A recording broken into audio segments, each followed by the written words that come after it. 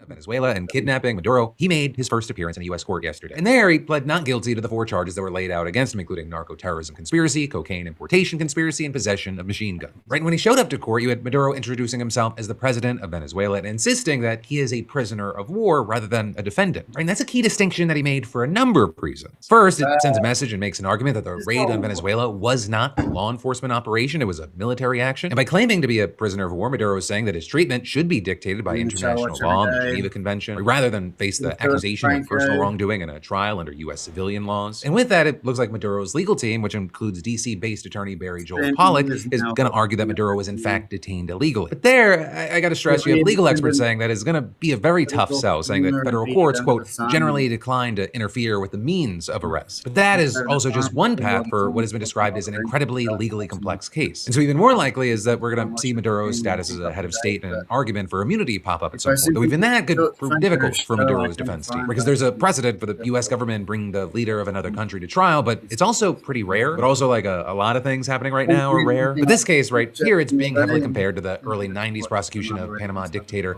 Manuel Noriega. Right, Noriega was also accused of participating in a large-scale operation to smuggle drugs into the United States, as well as being captured in a military operation in his home country. And in that case, Noriega's argument for immunity as a foreign head of state, it was shot down, and he was tried, convicted, and sentenced to 40 years in prison. And a big reason why his immunity argument failed is because he wasn't formally recognized as a legitimate leader of his country, which is also the case for Maduro. Right, the U.S., as well as a lot of other countries, they haven't recognized Maduro as the legitimate leader of Venezuela since 2019, when he was reelected in what was internationally considered a fraudulent election. But also here, I'll say it is not clean cut. You have some legal experts, like a retired prosecutor from the Noriega case, saying there's no claim to sovereign immunity if we don't recognize him as head of state. Several U.S. administrations, both Republican and Democrat, have called this election fraudulent and withheld a U.S. recognition. Adding, sadly, for Maduro, it means he's stuck with it. But also, you had some legal experts arguing the opposite, saying that Maduro has, quote, a much stronger sovereign immunity defense than Noriega did, especially considering that in the unsealed indictment, the Justice Department referred to Maduro as the de facto but illegitimate ruler of Venezuela. So there is a chance that the defense team could argue for even just partial immunity for Maduro's official acts. That will also be a hard sell for the defense, because Maduro is accused of facilitating the shipment of thousands of tons of cocaine into the U.S. by providing law enforcement coverage and partnering with drug traffickers. So it's likely that the government's going to argue, hey, running a big narco trafficking operation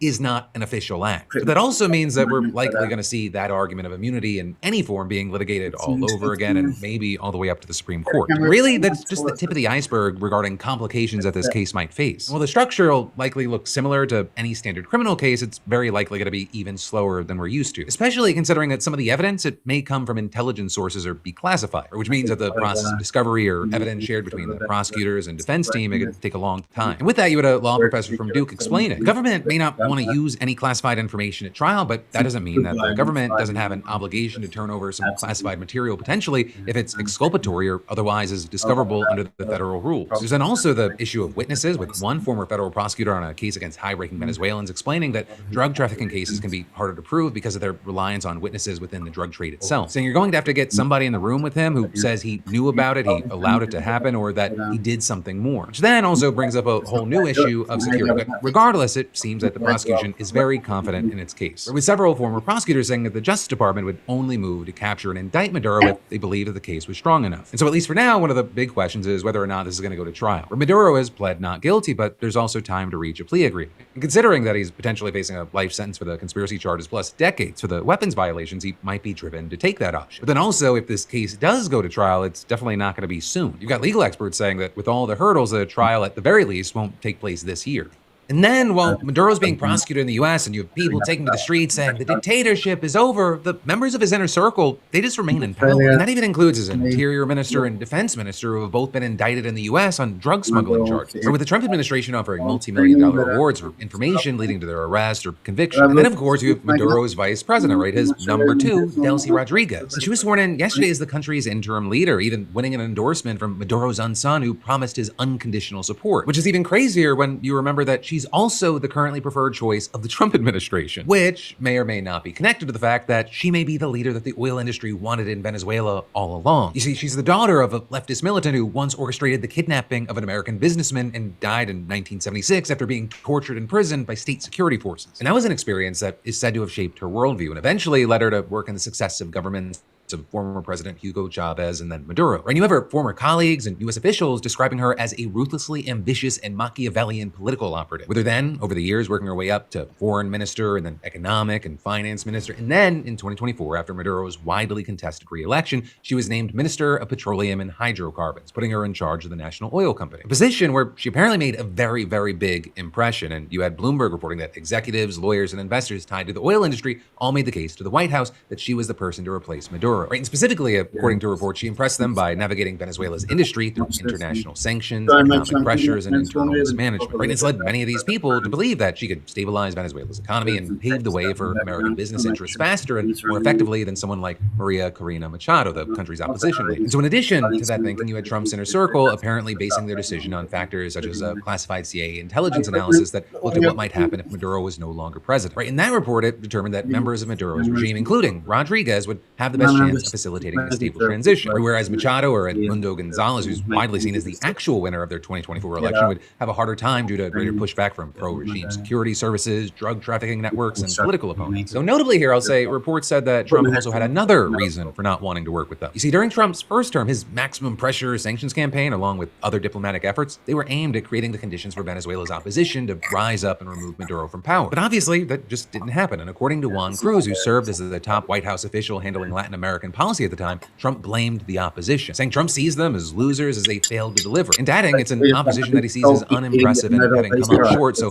why would you just turn it over to them? Right? While she has been trying to work Trump last night, to many, she just kind of debased herself, even offering to share her Nobel Peace Prize with him. Though in addition to that, you also had her going after Delcy Rodriguez, among other things, calling her the architect of the Maduro government's repression and saying that she just can't be trusted. And while you can find, mixed reporting about the exact role that she played, it's true that she was by his side as he ordered what has really been described as the most aggressive wave of repression the country has seen in the aftermath of the contested 2024 election. And now, as she's taking over, there are concerns that a new wave of repression has begun. Just yesterday, Venezuelan authorities detained at least 14 members of the news media, according to the country's main union for journalists and media employees. They also said that at least some of them had their phones confiscated and thoroughly searched, including contacts, conversations, voice notes, Instagram accounts, emails, and documents. One even actually got deported. Also, they've got heavily armed security forces and pro-government motorcycle gangs known as Colectivos roaming the capital, reportedly stopping drivers at times and checking phones. A move that has been described as clearly intended to reinforce the government's internal repression scheme and prevent popular mobilizations through fear. But that also might not be a problem for this White House. Right? Trump has now claimed that the U.S. oil industry could be up and running with increased operations in Venezuela within 18 months, and the only way that there's a chance of that happening is with some stability. And so Trump, he's expressed his openness to attacking Venezuela again and even sending troops into the country to keep it on track. With one source even telling Politico that the administration ultimately believes that Rodriguez is on a short leash and is confident they can dip her in whatever direction they want before they dispose of her and move on. And with that, in addition to opening the door to U.S. companies, Trump reportedly has a list of at least 3 major demands for Rodriguez. 1, cracking down on the flow of drugs. 2, kicking out Iranian, Cuban, and other operatives of countries or networks hostile to Washington. And 3,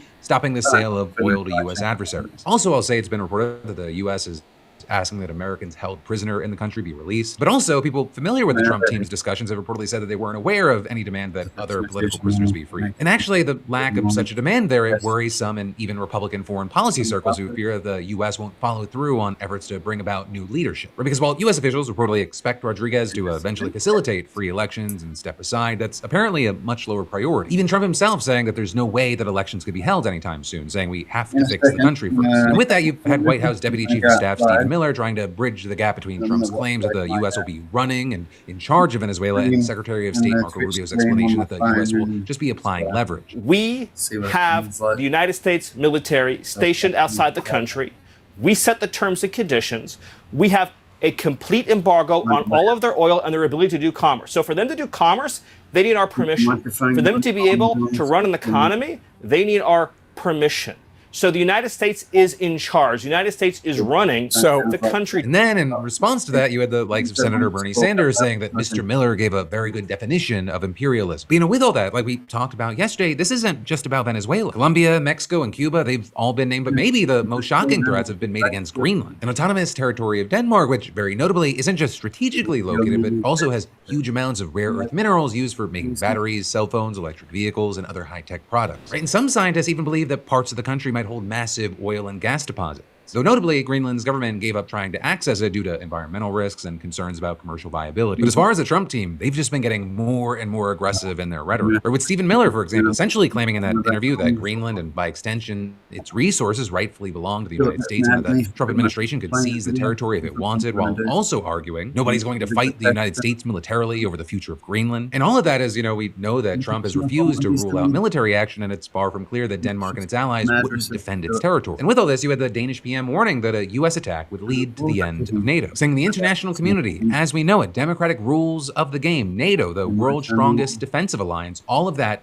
would collapse if one NATO country chose to attack another. But there I'll say, even if it doesn't get to that point, Trump's action in Venezuela, it's already sending a message that the rules of the game have changed. Right? And with that, you've had the Venezuelan ambassador to the UN urging the Security Council to demand the release of Maduro and his wife into hiding. If the kidnapping of a head of state, the bombing of a sovereign country, and the open threat of further armed action are tolerated or downplayed, the message sent to the world is a devastating one, namely that the law is optional and that force is the true arbiter of international relations. And with all this, while Russia and China have condemned the US's actions, you have many analysts saying that they may be the countries more than any others that see this as an opportunity. Or with one expert at the Brookings Institution saying, if we have the right to be aggressive in our own backyard, why can't they? And to that point, you had the former Russian president saying, let's put it bluntly, now they have no grounds, even formally, to reproach our country. That said, it's not like that stopped Russia so far, but also as far as China, they haven't invaded Taiwan yet. Though you have some arguing that because of this, that has become now more likely. For example, a senior fellow at the Carnegie Endowment for International Peace arguing, seeing the international community accept the recent U.S. actions almost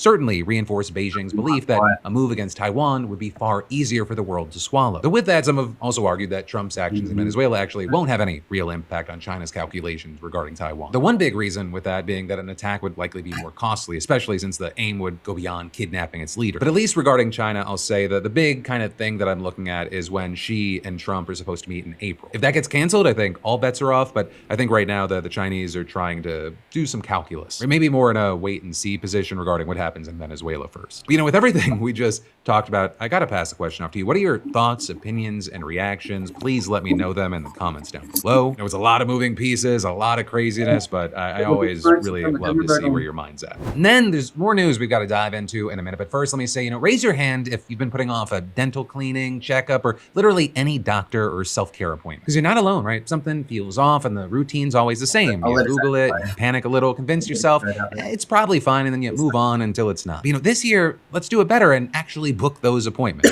It's so easy with today's sponsor, ZocDoc. Right? ZocDoc is a free app and website that helps you find and book high-quality in-network doctors so you can find someone you love. Right? I'm talking about booking in-network appointments with more than 150,000 providers across all 50 states. Primary care, therapists, dermatology, dentists, you name it, ZocDoc's got you. Filter by insurance, location, and specialty, and then read verified patient reviews so you're not guessing who you're seeing. Genuinely, I've used ZocDoc myself. I still use it. I love it. I booked while eating lunch in under a minute. No calling, no hold music, no please stay on the line. And ZocDoc appointments, they happen fast, typically within just 24 to 72 hours of booking. You can even sometimes score same-day appointments. Taking care of your health, it shouldn't feel like a side quest. ZocDoc, it makes it simple, quick, and actually doable. So stop putting off those doctor's appointments. Just scan that QR code or go to ZocDoc.com/Phil to find and instantly book a top-rated doctor today. That's ZocDoc.com/Phil. ZocDoc.com/Phil, and this message is sponsored by ZocDoc. But then getting back into the news, can you feel it? Can you feel America getting healthier again? Because RFK Jr. is about to execute a quantum leap in American healthiness. That's what my mission is, eliminate the politics from science. So about a month ago, Trump was like, hey, Bobby, look into this childhood vaccine schedule thingy for me, would you? And Bobby, who I imagine was shirtless, working out, but still in jeans for some reason, was like, sure thing, Don. And since then, he's been at work in his office, neck deep in science, maybe, frantically scribbling indecipherable math equations on a chalkboard, or think montage style, with men finally emerging to announce it after an exhaustive review of the evidence, or what he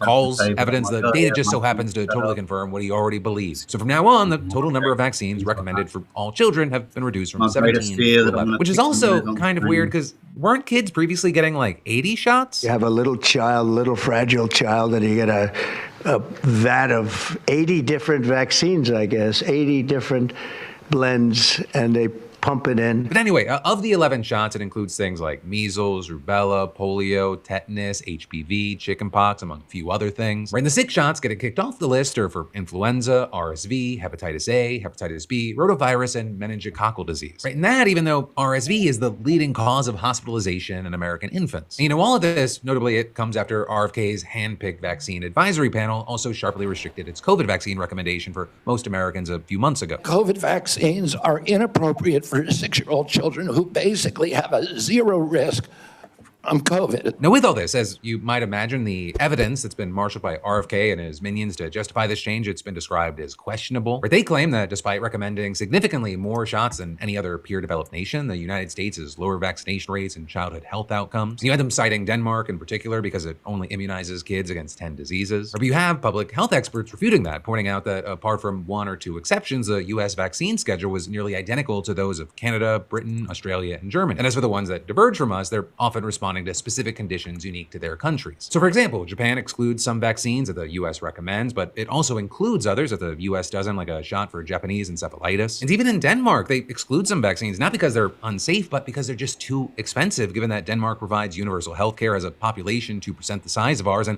a totally different risk profile. But hey, that aside, RFK's health department is insisting that anyone who wants the 6 vaccines that it stopped recommending, they can still get those through the Affordable Care Act insurance plans and federal insurance programs, with a press release clearly stating families will not have to purchase them out of pocket. And at least as of right now, you have many major insurance companies saying, hey, we will keep covering the costs at least through the end of 2026. But also in the meantime, it's possible that GOP-led states follow the federal government's lead, and you have experts worrying that parents might take a cue not to vaccinate their kids. Or you've got the chair of the Infectious Disease Committee at the American Academy of Pediatrics saying, unfortunately, it's becoming increasingly clear that we can no longer trust the leadership of our federal government for credible information about vaccines, and that's a tragedy that will cause needless suffering. But also, that's not where it ends, because totally overhauling the decades-old vaccine schedule is not the only way that RFK is making America healthy again. And that is because reportedly, RFK's health department is planning to freeze $10 billion in funding for 5 Democratic states. We're talking New York, California, Illinois, Colorado, and of course, Minnesota, the site of the whole Somali Medicaid fraud scandal. Every one of them should be forced to leave this country, including Ilhan Omar. Right, in this move, after the White House froze $185 million for Minnesota daycare centers last week, $185 million obviously seems much smaller to a $10 billion cut. And as far as this cut, it includes $7 billion for the Temporary Assistance for Needy Families program, which provides cash assistance to households with children. Also, nearly $2.4 billion is for the Child Care Development Fund, which supports child care for working parents. And then around $870 million is for social service grants that mostly benefit children at risk. All of which could just leave hundreds of thousands of low-income households cut off from aid that they rely on to survive. Now, with that, if you ask the Trump administration, they claim that these cuts are necessary because Democrats in all 5 states have just allowed fraud to run rampant. We're not going to pay them, and we're not going to pay California, and we're not going to pay Illinois with that big slob of a governor that they have. But here's the thing, while people have been indicted for what appears to be genuine fraud in Minnesota, there's no evidence as of yet that the other 4 states have suffered anything similar. In fact, even for Minnesota, the alleged fraud allegations, they're not new, right? They were first investigated and charged by Biden's DOJ. And it's not even clear yet that the specific fraud that's been alleged in that viral video put out over Christmas by the right-wing YouTuber Nick Shirley actually happened. Or because despite all the dramatic clips of him aggressively confronting random Somalis. Hello, we'd like to ask where the money's going. Answer the question, are there children?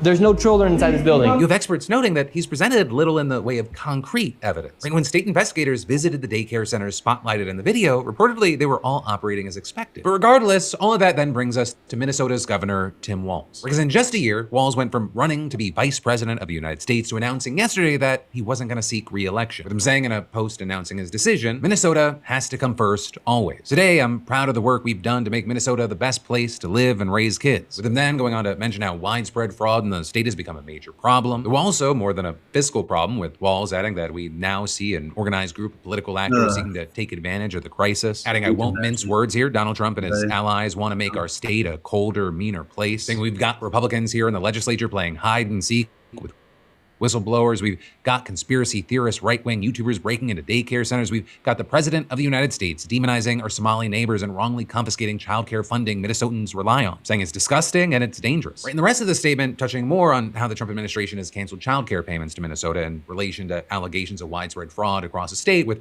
many on the right blaming the Somali community there. And it appears clear from the statement that Walz is placing a lot of emphasis on the recent fraud scandal that's rocking the state. Though again, we've seen a lot of pushback. I mean, more recently against the video, there There are allegations that he purposely went outside of business hours to misrepresent the situation. Others noting that while fraud in Minnesota has been a problem, it's been one that Walz and even the Biden administration tried to tackle by arresting people and charging them. One of the biggest rings was actually busted before Trump took office again, and while it did have Somali defendants, the ringleader was actually a white lady, which is a fact that MAGA often ignores. Also with this, as far as reactions to Walz saying he's not going for re-election, you had Trump saying Minnesota's corrupt governor will possibly leave office before his term is up, but in any event, will not be running again because he was caught red-handed along with Ilhan Omar and other of his Somali friends stealing tens of billions of taxpayer dollars. Then adding, I feel certain that the facts will come out and they will reveal a seriously unscrupulous and rich group of slimeballs. So then on the left, he largely received praise from fellow Democrats. Gavin Newsom saying Tim Walz is a man of character, strength, and compassion, saying he has served Minnesota with heart and dignity. Minnesota and America is better off thanks to his lifelong public service, as well as Minnesota Senator Amy Klobuchar praising Walz, saying he has always dedicated his career to delivering for Minnesota, from providing school breakfasts and lunches to our kids to passing gun safety legislation to maintaining our state's AAA bond rating. He is a true public servant. And Klobuchar, she's also interesting because she's reportedly considering running to be governor.